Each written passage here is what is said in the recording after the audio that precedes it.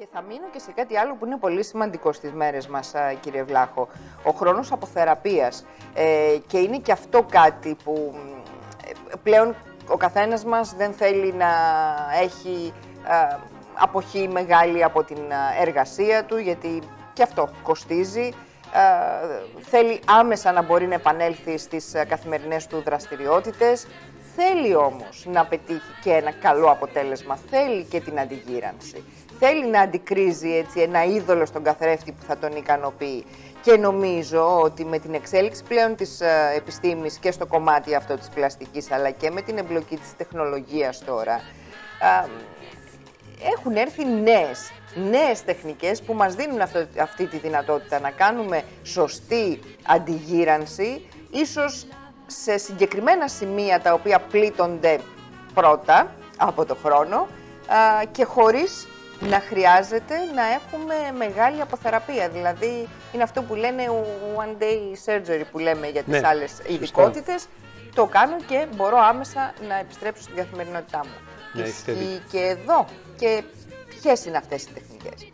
Ναι, δίκιο έχετε. Η αλήθεια είναι ότι ο κόσμος τα θέλει όλα. Όχι ο κόσμος, όλοι μας τα θέλουμε όλα. Είναι οι συνθήκες πια. Σύμφωνοι. Οι συνθήκες, οι κοινωνικές, οι επαγγελματικές, οι οικονομικές είναι πάρα πολύ πιεστικές. Οι απαιτήσεις που υπάρχουν από τους τριγύρω και από την οικογένεια, από τους φίλους, από το επαγγελματικό περιβάλλον απέναντι σε κάθε άνθρωπο είναι πολύ έντονες.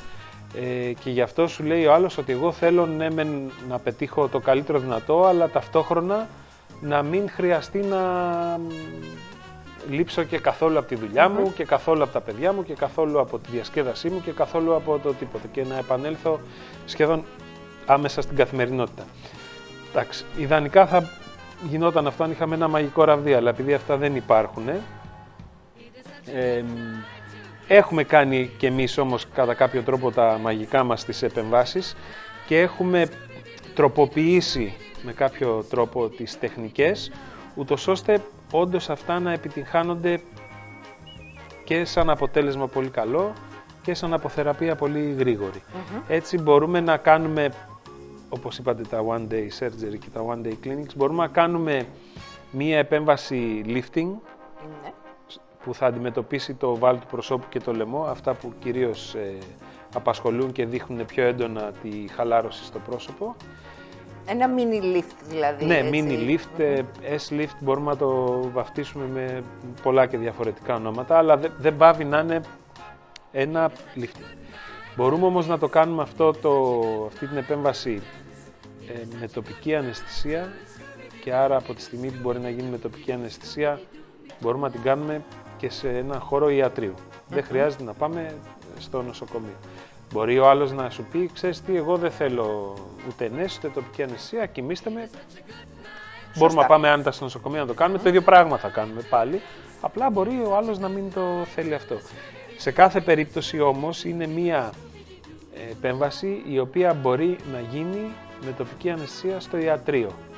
Που σημαίνει ότι ήρθες, το έκανες και φεύγεις, πας σπίτι.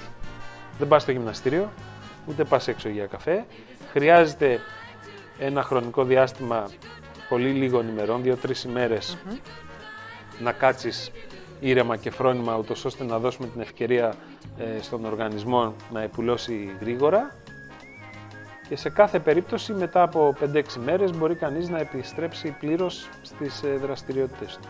Μάλιστα. Τη στιγμή που με μια άλλη μεγάλη επέμβαση όμως θα χρειαζόταν πάνω από 15-20 μέρες, έτσι. Σίγουρα, ναι. Για να πει κάποιος ότι μπαίνει στα... Σίγουρα, οι τεχνικές που χρησιμοποιούνται στο παρελθόν